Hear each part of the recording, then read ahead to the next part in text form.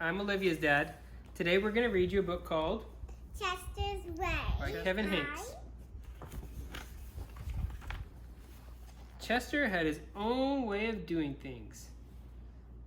Hello, my name is Chester. My name is Chester. I like croquet and peanut butter and making my bed.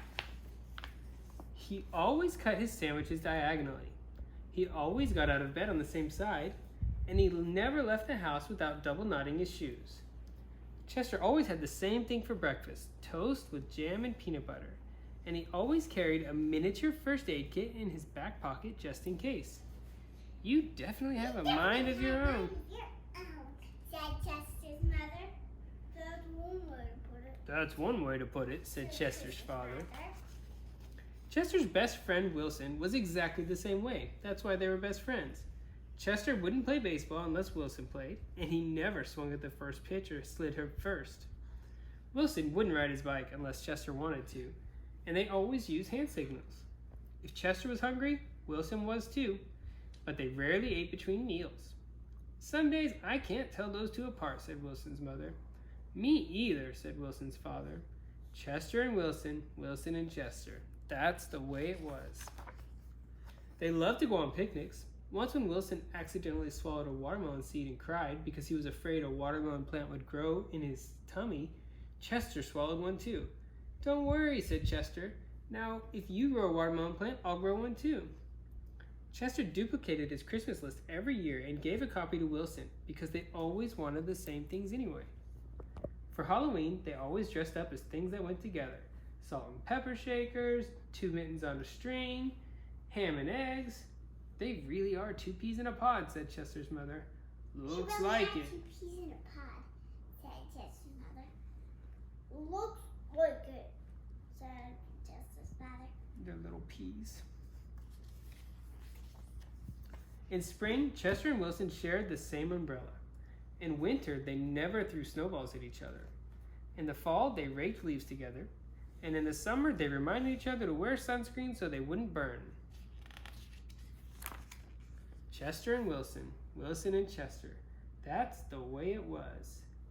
And then Lily moved into the neighborhood. I'm Lily. I am the queen. I like everything. Lily had her own way of doing things. She wore band-aids all over her arms and legs to look brave. She talked backwards to herself sometimes so no one would know what she was saying. And she never left the house without one of her nifty disguises. Lily waved at all the cars that passed by, even if she didn't know who was in them. And she always carried a loaded squirt gun in her back pocket just in case. She definitely has a mind of her own, said Chester. That's one way to put it, said Wilson. When Lily asked Chester and Wilson to play, they said they were busy. When she called them up on the phone, they disguised their voices and said they weren't home.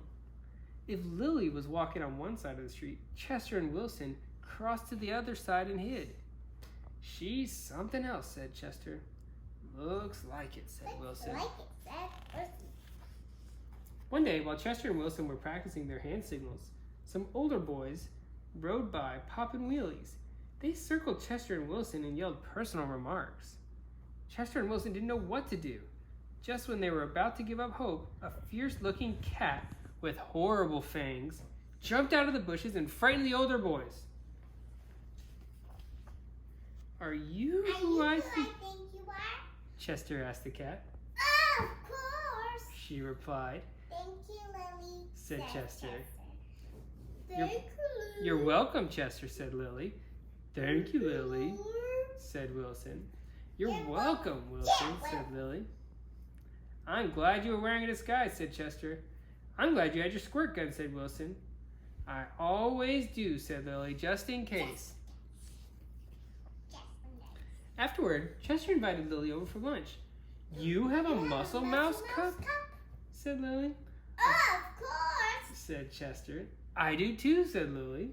Same here, said Wilson. Chester and Wilson cut their sandwiches diagonally. Lily asked Chester's mother if she had cookie cutters, and she made stars and flowers and bells. That's neat, said Chester. Wow, said Wilson. That night, Lily invited Chester and Wilson to sleep over. You have a nightlight, said Chester. Of course, said Lily. I do too, said Chester. Same here, said Wilson. Chester and Wilson wanted toast with jam and peanut butter for breakfast the next morning.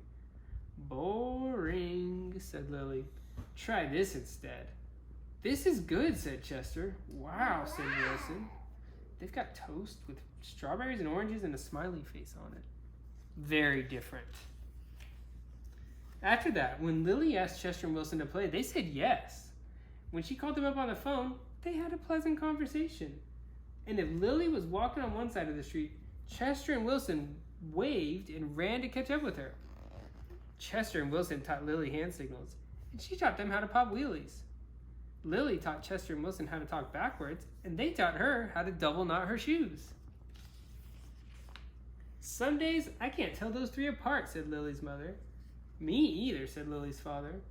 Chester and Wilson and Lily. Lily and Wilson and Chester. That's the way it was. For Halloween, they dressed as the three blind mice. For Christmas, Lily gave Chester and Wilson nifty disguises, and they gave her a box of multicolored shoelaces, extra long for double knotting. They loved to go on picnics. When Chester and Wilson told Lily about how they had each swallowed a watermelon seed once, Lily swallowed 3 of them.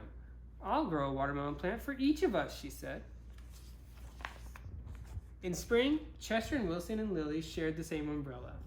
In winter, they never threw snowballs at each other. In fall, they raked leaves together. And in summer, they reminded each other to wear sunscreen so they wouldn't burn. Chester and Wilson and Lily, Lily and Wilson and Chester. That's the way it was. And then Victor moved into the neighborhood. The end.